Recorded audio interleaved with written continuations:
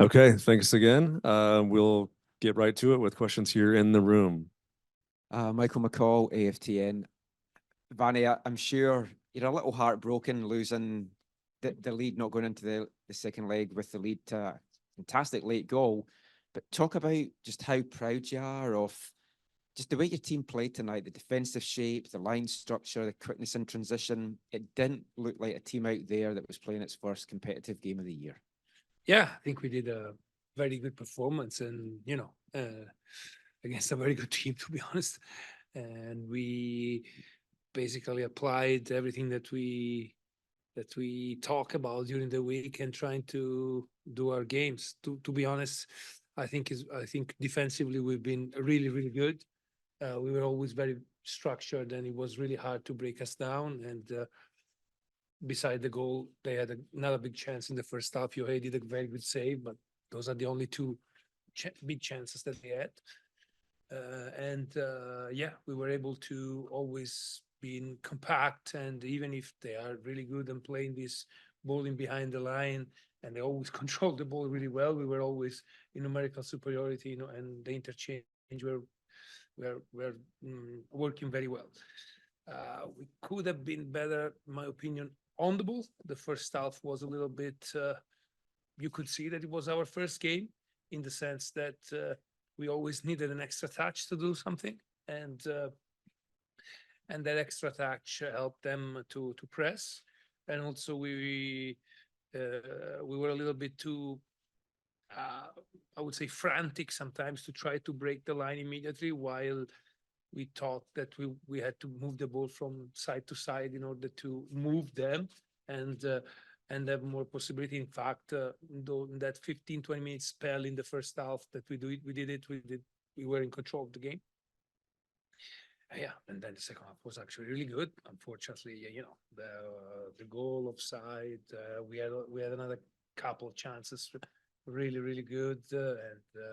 So we are very confident to go there and try to win in Monterrey. That's it's gonna be very hard, but that's I think we're up for it. Felipe Bajejo, AFTN as well.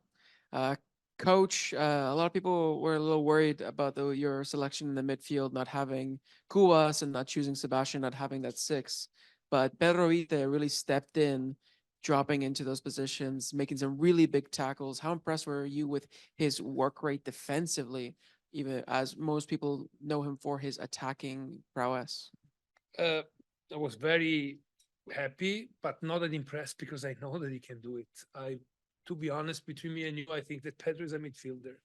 I think we discovered, and what we did last year, he established himself as a real midfielder. He can play as a number 8. He can play as double 6. Today, when we were in possession, he was our number 6, basically. So he's a guy that if you play deeper on the field, you touch more the ball, and the more he touches the ball, I think the more the team plays better because he's really good.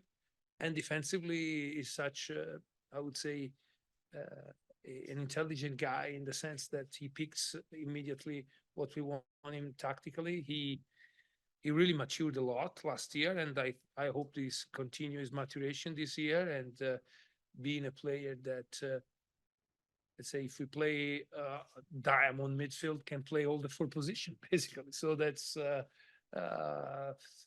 I think Pedro, his career is going to be, if he continues being like this, a really, really, really impressive one. Vanni, what did you make of your team's just defensive structure today? First from the press and the way you guys were able to kind of corner them on the wide areas, but then when they did beat that line, how are you able to get numbers behind the ball and not let them get in the box too much? Yeah, we did very well. So the only ball that in the first half was creating us problem was the long ball that was played behind our wingback, and we knew that. So like we are one of the few teams, I don't know, I like to say hyperbole, one of few teams in the world that plays with a real back 3, because a lot of teams, they say they play back 3, but they play back 5. And we are one of the few teams in the, so that's a thing that a lot of teams that try to expose us with the ball in behind the wing, but then our interchange were really good, and even though Tigres were really good at controlling those balls, we were always able to double them and to not concede too much, to be honest. And yeah, again, at the end, it was one shot in the box, and the goal is a free kick from 20 yards, 25 yards. So, I think the defensive performance was really impressive. Even the defensive set plays were really good. Like, last year, everyone knows that it was our kind of Achilles heel, how you say it, like this, and against this team where I don't know, the shortest one is 6'2", so that's like, they're all big, and we defended really well. Brendan Mayer, Goldstream Gazette. Can you tell us what it's been like to be temporarily called the Vancouver Island Whitecaps and the support you've received here in Langford? Oh, we're very happy. First of all, thanks for the question, because I really want to thank all the people that came here today and make this environment buzzing. Like, of course, the Tigres fan were amazing, but we know that every time that the Mexican team was always, but even our fan and the people, all the guys that came from Vancouver, that came with the ferry, they did a lot of sacrifice to come today, but also the guys from the island that were happy to see, I would say, a high level clash between us and a very good team. And they made us feel at home. And they made us feel like we weren't away from BC place, to be honest. So yeah, I really thank all the people that came, and we are really happy that this again little inconvenience of not having our stadium, it became an opportunity to engage more people here. And so yeah, I'm proud that tonight we were the Vancouver Island Whitecaps. Okay, if no more questions in the room, we'll go to online, and I've got Joshua Ray with the first question. Joshua Ray, doing Sports Network. Vanni Demir obviously got the goal. What did you overall make of his debut and the debut of Fafa's?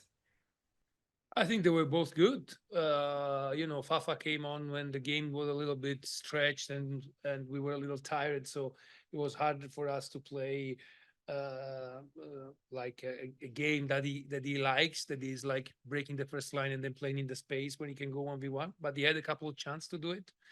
Damir was really good. He gave what we expect from him. Like he's not the most I would say dynamic player in the world, but he can combine very well if you play with two strikers with Brian, like we did today.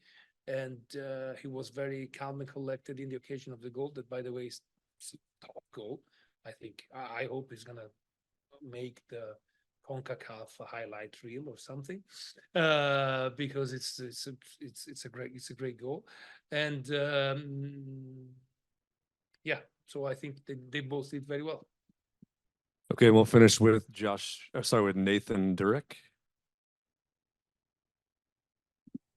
Hi, Vanni. Nathan Durek, A51 as well. Want to talk a little bit about your defensive line. We're more accustomed to seeing a player like Luis Martins playing as a part of that back three on the left-hand side. We saw him moved a little bit further up, a bit of a different position that we may not have seen him in recently, but we have seen him there. What did you make about his performance and what he offered your team today?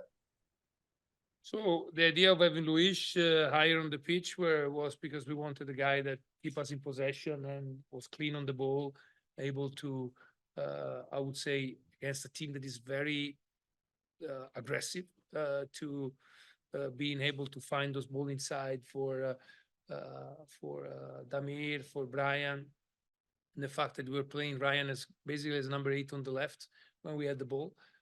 They have a very good connection, him and Luis. And so I think he did very well. And in the second half, last 20 minutes, you could tell how experienced it is, because he basically gave up the fact to go in further, and he was like just staying in position, being always ready to defend, but ready to just initiate the action and then stay. That of course gave us less outlet on the wide side in the second half, but it allowed us to basically not concede anything on that side. So yeah, I think he did very well. And again, what I like of a lot of my players is the adaptability. You know, Sebastian today played as a number 8. He can play wing back. He can play 6. Pedro can play every position on the midfield. Luis can play in the back 3. Can play wing back. Javain that always play in the back 3 today came on and play wing back. So Ryan that always plays striker last year today played in the midfield. So I think that is. Especially in MLS, when we don't have 47 players, we need players that can have are able to play different position, and I'm really happy that every player in our team is always available and willing to do it. Okay, thanks for your time and good luck next week in Monterrey. Thank you so much. Thanks.